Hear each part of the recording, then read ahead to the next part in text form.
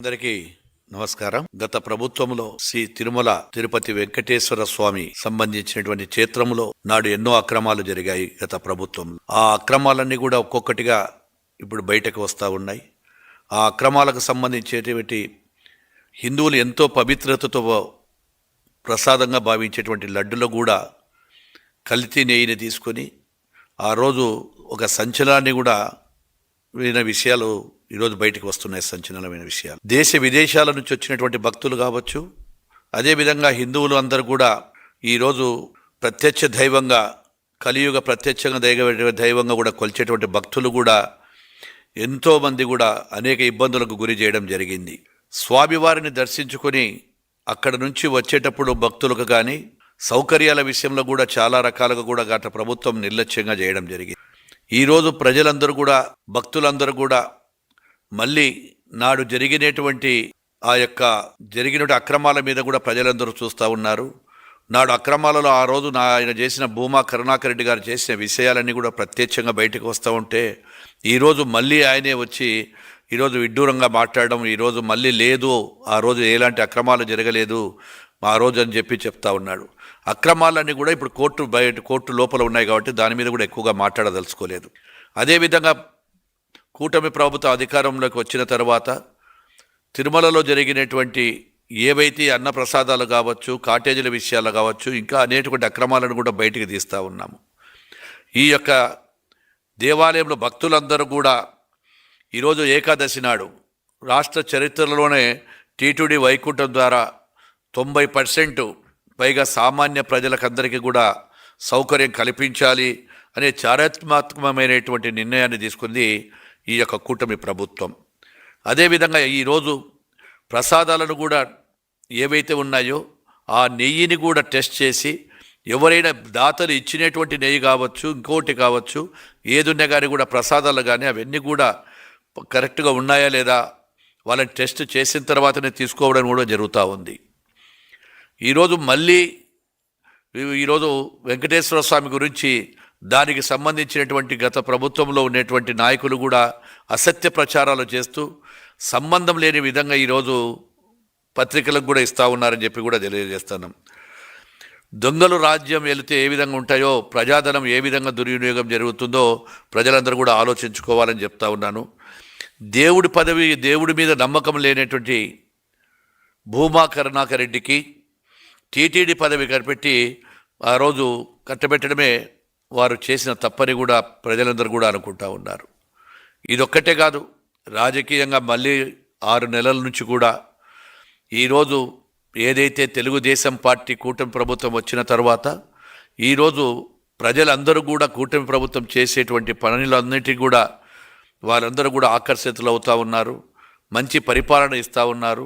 ఈ పరిపాలనలో ఈరోజు డిఎస్సి కావచ్చు, పోలీస్ కానిస్టేబుల్ కావచ్చు, అదేవిధంగా మొన్న జరిగిన సిఐఐలో కోట్ల రూపాయలు పెట్టుబడులు రావడం జరిగింది.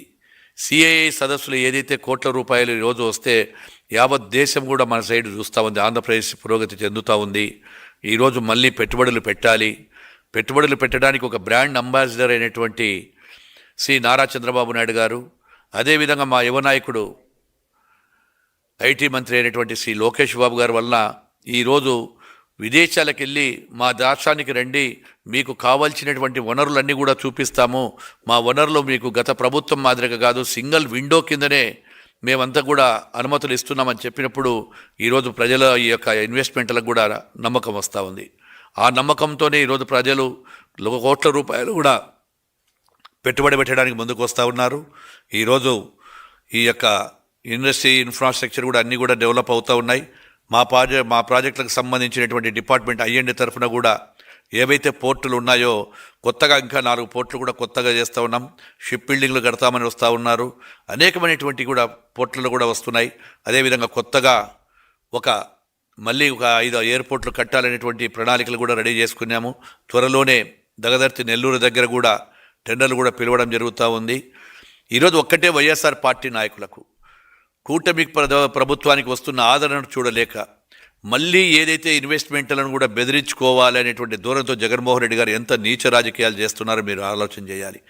అంటే ఒక ప్రతిపక్ష హోదాలో ఉండి మాజీ ముఖ్యమంత్రిగా ఉండు ఎవరైనా పీపీపీ మోడల్లో వస్తామంటే మీరు ఆసుపత్రులు గిన టెండర్లు వేసేస్తే మీకు గిన వచ్చిన తర్వాత 2 నెలల లోపలనే మిమ్మల్ని లోపలికి వేస్తామంటున్నారు.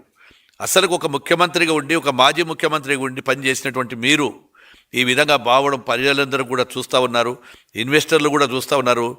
ఇలాంటి భయపడలకు ఎవరు కూడా పెట్టుబడిదారులు భయపడరని కూడా తెలియజేస్తూ ఉన్నాం.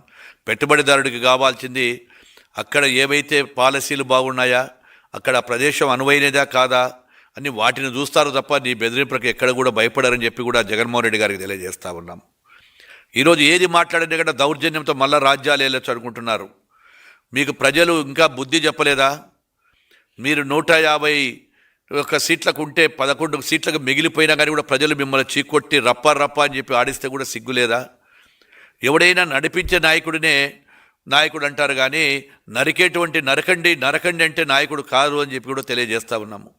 ఈరోజు రప్ప అంటే తప్పేంటి? లేకుంటే గిన అభిషేకాలు పొట్టేలను మానవత్వంలో ఉన్నామా లేదా? మీరు మూగ జంతువులు సైతం పబ్లిక్ కోసి మీకు రక్తతర్పణ మీ ఫ్లెక్సీలకు చేస్తే ఆనందపడుతున్నారా మీరు? వైఎస్ఆర్ పార్టీ నాయకులు అడుగుతా ఉన్నాం. ప్రజలంతా కూడా విస్తుపోతున్నారు మీరు చేసేటువంటి ఈరోజు ఏవైతే ఉన్నాయో అవి. ఇప్పటికీ కూడా మా నాయకుడు అంటున్నాడు, ప్రజాస్వామ్యబద్ధంగా వెళ్ళండి మీరంతా, శాసనసభ్యులు కానీ వాళ్ళంతా కూడా ఏవైనా తప్పులు చేస్తే అక్కడ అవతల పార్టీ వారు కానీ ఇంకొకటి కానీ చేస్తే మీరు ప్రభుత్వానికి తెలియజేయండి, అధికారులకు తెలియజేయండి అని చెప్తానే ఉన్నాం తప్ప ఎక్కడ కూడా తెలుగుదేశం పార్టీ ఈరోజు దౌర్జన్యాలకు కానీ అక్రమాలకు కానీ పాల్పడడం లేదు. కేవలం ఒక కరపత్రికను అడ్డం పెట్టుకొని ఉన్నవి లేనివన్నీ కూడా ప్రజలను తప్పుదోవ పట్టించడానికి నిత్యము మీకు ఒకటే, గౌరవ ముఖ్యమంత్రి మీద ఆరోపణలు చేస్తారు, అటు లోకేష్ బాబు మీద ఆరోపణలు చేస్తారు, లేకపోతే ప్రభుత్వం మీద ఆరోపణలు. సాక్ష్యాధారాలు లేకుండా, సాక్ష్యాధారాలు ఉంటే చూపించండి అని చెప్తే అడుగుతూ ఉన్నాము. ఏ ఒక్క సాక్ష్యం కూడా చూపించలేకున్నారు. ప్రభుత్వం మీద బట్ట గాల్చేసి ముఖం మీద వేసి మీరు తుడుచుకోండి, మీరు కడుక్కోండి అంటే ప్రజలు కూడా గమనిస్తున్నారు. మీరు కలలుగానే మిగిలిపోతాయి తప్ప మీరు అధికారంలోకి వస్తున్నాము, ఇంకా కొద్ది రోజులే ఉన్నాయి, డేట్లు రాసుకోండి, నేను వస్తే చేసేస్తాను. ఆ రోజు ప్రజాక్షేత్రాన్ని కూల్చేస్తే నిన్ను ఏం చేశారు? ప్రజలు నిన్ను గుర్తించారు. కాబట్టి వైఎస్ఆర్ పార్టీ నాయకులు కూడా ఆలోచన చేయాలి. ఏది ఏమైనా కూటమి ప్రభుత్వం ప్రజల ప్రభుత్వం, ప్రజలు ఎన్నుకునేటువంటి ప్రభుత్వం. ఈరోజు మాకు మంచి మెజార్టీలు ఇచ్చారు. నిత్యం కూడా అటు మా యువ నాయకుడు కానీ, పవన్ కళ్యాణ్ గారు కానీ, మా ముఖ్యమంత్రి గారు కానీ ఈ యొక్క పరిపాలన విధానంలో ఏ విధంగా అభివృద్ధి చేయొచ్చు అని చెప్పి ఆలోచన చేస్తూ ఉన్నాం. గతంలో మీరు R&B డిపార్ట్మెంట్ని నిర్వీర్యం చేస్తే ఆ రోజు మీరు ఎక్కడ కూడా ఏ ఒక్క రోడ్డు కూడా మీరు రెన్యువల్ చేయకుండా పోయారు. ఈరోజు 3,000 కోట్ల రూపాయలు రాష్ట్ర చరిత్రలోనే ఒక్క సంవత్సరంలోనే శాంక్షన్లు తీసుకొచ్చుకొని ఈరోజు పార్ట్ హోల్స్ అన్ని కూడా కంప్లీట్ చేసి ఇంకా మిగిలినటువంటి అభివృద్ధి దానిలకు కూడా శ్రీకారం చుట్టాము. ఇప్పటికే చాలా చోట్ల వర్కులు మొదలవుతున్నాయి. ఏదేమైనా జూన్ ఆఖరికి కూడా కంప్లీట్గా మా గౌరవ ముఖ్యమంత్రి గారు సంక్రాంతి వరకు ఈ జనవరి ఆఖరికి పార్ట్ హోల్ లేకుండా చేయాలని కూడా మేము చేస్తూ ఉన్నాం. జూన్ ఆఖరికి కూడా ఈ ఇచ్చినటువంటి వర్కులు కూడా కంప్లీట్ చేస్తాము. అదేవిధంగా ఇంకా ఎక్కడైనా పెండింగ్ రహదారులు కానీ పెండింగ్ ఉంటే కూడా వాటన్నిటిని కంప్లీట్ చేస్తున్నాము అని చెప్పి కూడా తెలియజేస్తూ ఉన్నాం. ప్రజలు మిమ్మల్ని మర్చిపోయారు. మళ్ళీ జన్మలో మీరు రాజకీయంలో మీరు మళ్ళీ ప్రభుత్వం అధికారంలోకి వచ్చేటువంటి కళల నుంచి బయటికి రావాలి. ప్రతిపక్ష హోదాకు కూడా దక్కలేదు మీకు. కేవలం ప్రతిపక్ష హోదాలో ఉన్నటువంటి 11 మంది మీరు వచ్చి అసెంబ్లీలో సమావేశాలకు వచ్చి మీరు సమస్యల మీద మాట్లాడండి. ఎందుకు పారిపోతున్నారు? ప్రజలు మీ 11 మంది కూడా జీతాలు తీసుకుంటున్నారు. ప్రజల డబ్బులో జీతాలు తీసుకున్న తర్వాత ప్రజలకు జవాబు చెప్పవలసిన బాధ్యత మీకుంది. ప్రజలకు జవాబు చెప్పకుండా పారిపోయి ఎక్కడో కూర్చొని మీరు మాట్లాడడం కరెక్ట్ కాదు. కాబట్టి ఇప్పటికైనా మీకు ఏదైనా ప్రజాస్వామ్యంలో మాట్లాడాలంటే రేపు అసెంబ్లీ సమావేశాలకు రండి, లేకపోతే మాకు జీతాలు వద్దని చెప్పి రాసి ఇవ్వండి. ప్రజల సొమ్ముతో ఎందుకు తిరుగుతూ ఉన్నారు? ప్రజల సొమ్ముతో జీతాలు తీసుకునే వాళ్ళు ప్రజా సమస్యల మీద మాట్లాడవలసిన బాధ్యత మీ మీద ఉంది. ఈరోజు ప్రజలే మీరు అందరూ కూడా చూస్తున్నారని కూడా తెలియజేస్తూ ఉన్నాం. కాబట్టి మా యొక్క కూటమి ప్రభుత్వాన్ని ఏదైతే మేము ఇచ్చేటువంటి సంక్షేమ పథకాలు కావచ్చు, అభివృద్ధి కావచ్చు, వీటన్నిటిని కూడా ప్రజలందరూ కూడా క్షుణ్ణంగా పరిశీలిస్తూ ఉన్నారు. ఖచ్చితంగా కూడా మా పరిపాలన మెరుగైన పరిపాలన చెప్పి ప్రజలందరూ కూడా సంతోషంగా ఉన్నారని చెప్పి తెలియజేస్తూ మీకు అందరికీ మరొకసారి క్రిస్మస్ శుభాకాంక్షలు తెలియజేస్తూ ఉన్నాను. Thank you.